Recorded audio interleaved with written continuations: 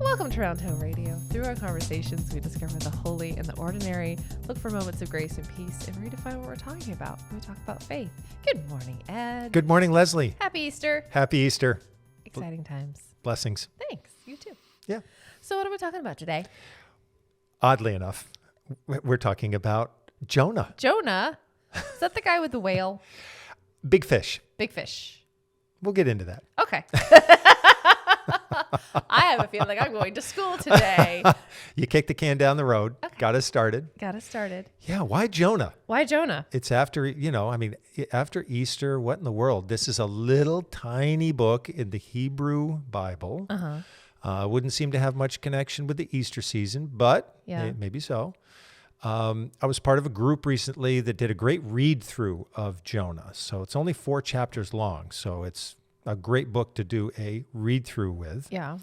Very important for many reasons in the Jewish tradition. It's read in its entirety every year at the Yom Kippur service, so the Day of Atonement. Okay. And that's because Jonah was given a mission by God, which he did not want, and he never signed on. He did actually complete the mission against his will, but he still wasn't in favor of it. And so his mission was to go to the Ninevites, like the strong enemies of Israel, and deliver, of all things, a message of potential mercy. Okay. Which he was not into. He was not into any of this. No. No. So, however, at the core of the book is the possibility of, and I'm using a rather traditional theological word here, but repentance.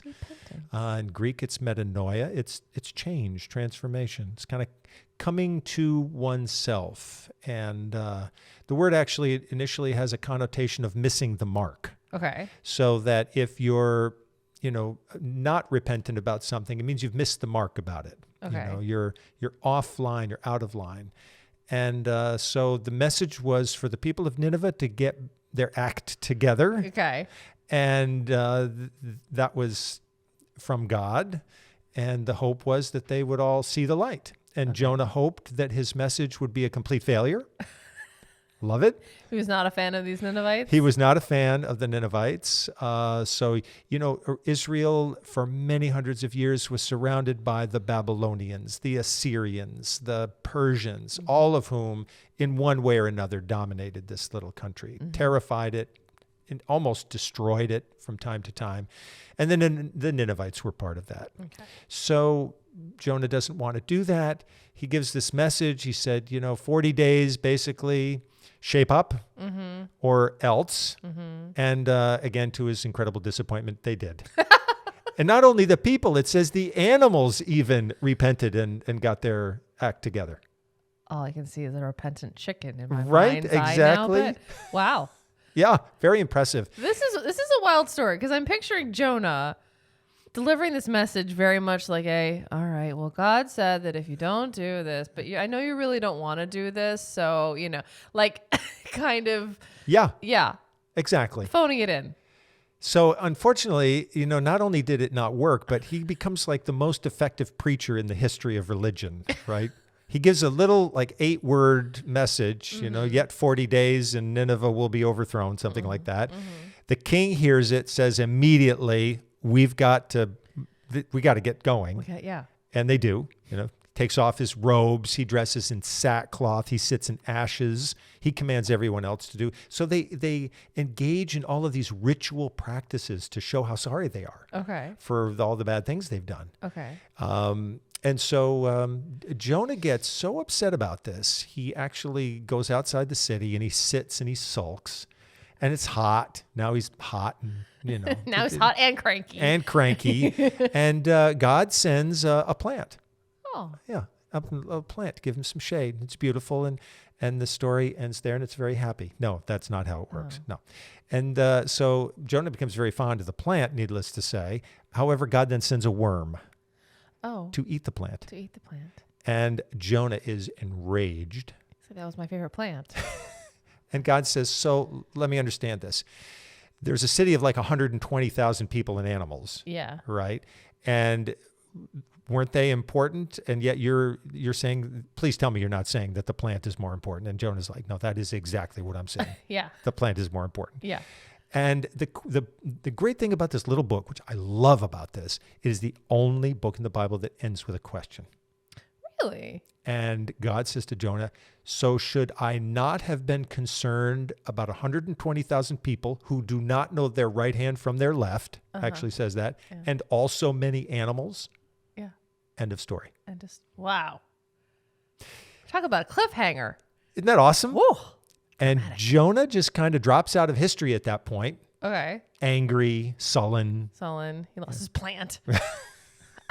What a bad. I really want to. I'm really picturing he's like named the plant. Oh, for sure. You know, like this. Begun to decorate it. Yeah, this is my plant. Her name is Sarah.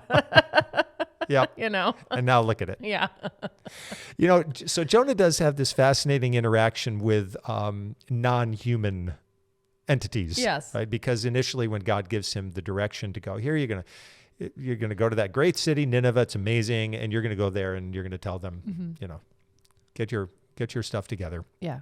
And he immediately goes in the opposite direction, and he buys a ticket, and to Tarshish, and so which is, you know, again going in the wrong direction from God's point of view. Yeah. And while he's there, God sends a storm.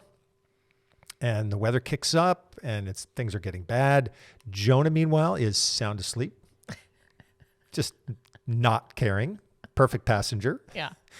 And so finally, the crew is, something's wrong here. Like, what did we do to deserve this? Yeah. So I love this scene. They cast lots.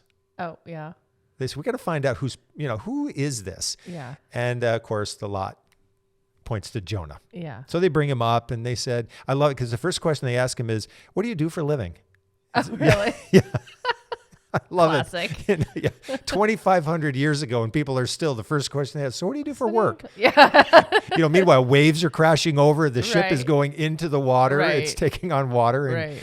so Jonah says, they ask him several questions, and he said, well, I worship, the Lord, the God of, heaven and earth. Well, excuse me, but you're on the run from him. Yeah. Right? And he does make it clear to them that he is on the run from God, and that becomes a serious concern for them. Yeah. Right. And he indicates that one way for them to get out of that is for them to toss him overboard. Really? Yeah. Yeah. Which is pretty interesting. It's like he's so done with everything. It's My like, gosh. send me out of here, which is putting it all on them. Right. Right. Like you have to. I'm not going to do this for you. Here's your choice. You can either be responsible for my death or you can ride out this storm, which doesn't look like it's going to end anytime soon. Oh my gosh. So the poor guys, right? They start rowing towards land because but the storm Right. won't let them. It literally says that the sea worked against them. Oh, fun. Yeah. Yeah. So finally they offer this prayer to God, and they say, look, we don't want to be responsible for an innocent man's blood. But on the other hand, we don't want to die. Talk about a rock and a hard place. Can you imagine Yeah. Or a being storm in the this sea. moral quandary? After which they promptly throw him in.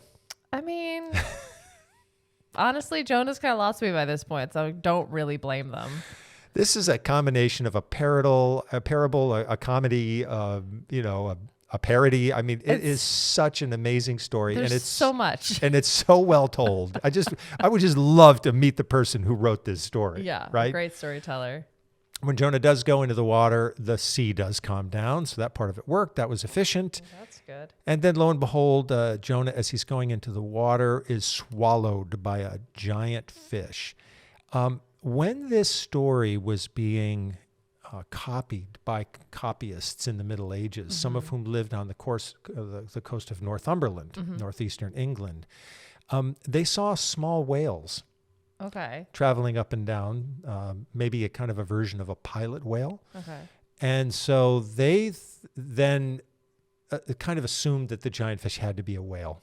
Got it. Okay. And that's where we get the reference to the whale. To the whale. But it says big, basically it's a big fish. Very big fish.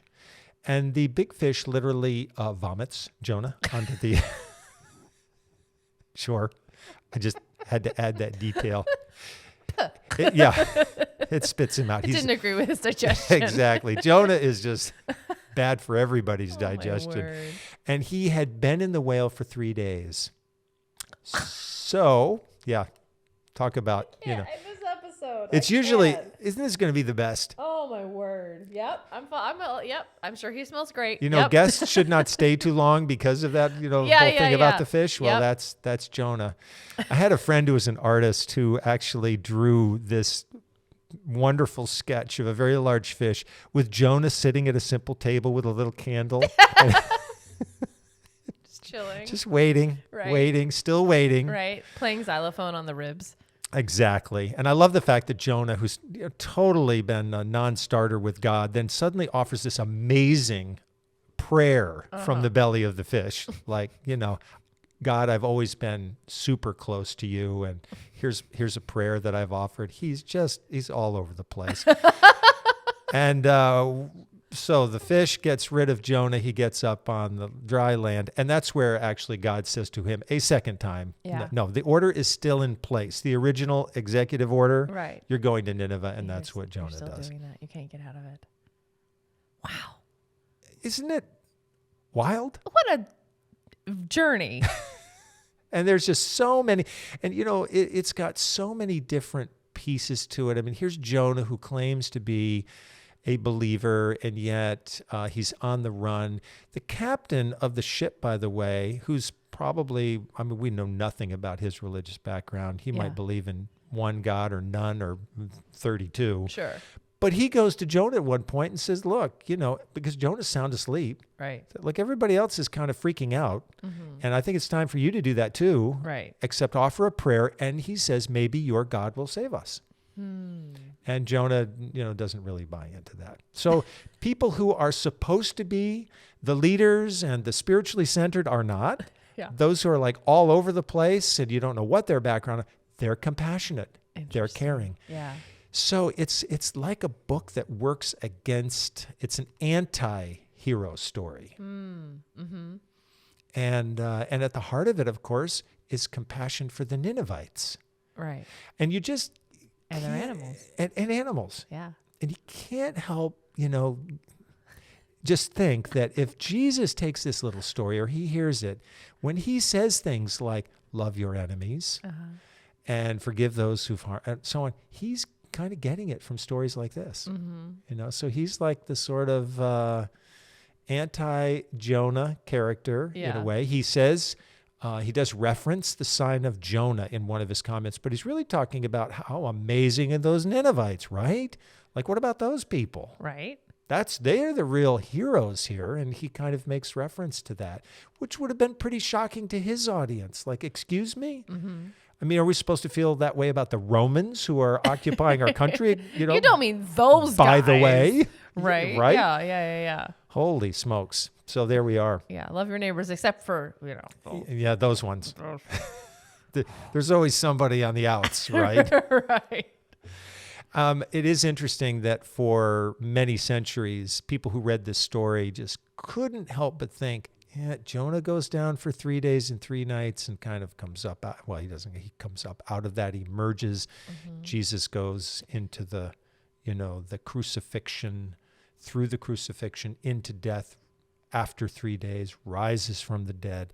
So people saw that connection. And Jonah's asleep in a boat while there's a wave, perilous waves going on. Right. Jesus falls asleep and with the disciples in a boat. There's a lot of connection between this little story and Jesus and the Christian message. So that's so interesting.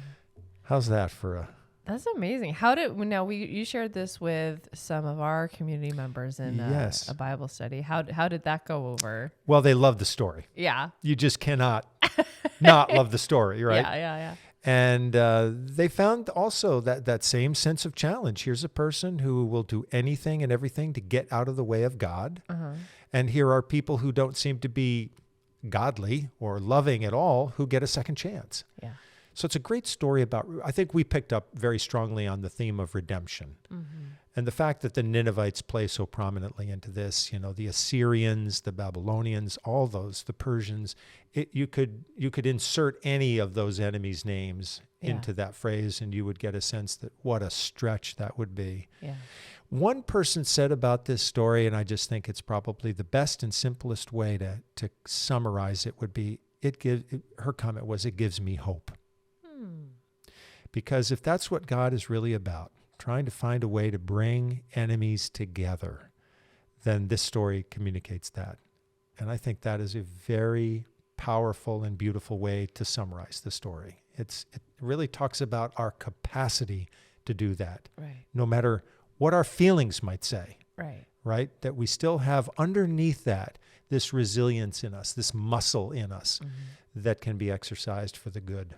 Well, it's very interesting. Excuse me. Very interesting with the Ninevites and their redemption, and then Jonah. That this person who's really just at every turn not participating, not playing along, not being what you think of as the good, faithful messenger, right? Moses, he is not. For sure. Yeah. So that, and he's like, I'll do it. I tried to die a couple times. Barely. And I'll do it. And then, and he's the one to help redeem the Nineveh. It's like these two Right. completely, How perfectly imperfect. so perfectly imperfect. Yeah. It gives us, the rest of us, hope that we're not going to run to a big fish whale. Right? Yeah. I want to give a shout out to the animals. Shout out to the animals. Stepping up, they also repented, put their sackcloth. What's it? Imagine a chicken. Get the Yeah. little sackcloth thing on. Yeah. Sitting at ash.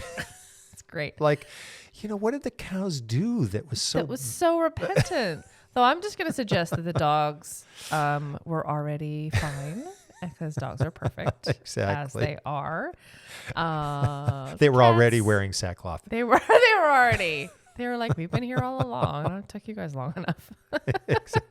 Yeah, the cats, maybe not so much. Yeah. I mean, the cats might still, there were just gray area. Yeah.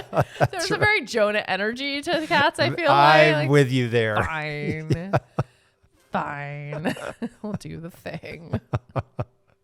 We'll make it look like it was our idea to begin with. Oh my gosh. Yeah. Well, shout out to the animals. Shout out to the animals. Thank you for sharing this, I'm sorry, but ridiculous story Isn't with us it? today. Amazing in every Amazing. possible way. It's wonderful. Well, thank you. And thank you for joining us. Round Hill Radio is brought to you by the friends and members of Round Hill Community Church. For more information, please visit roundhillradio.org.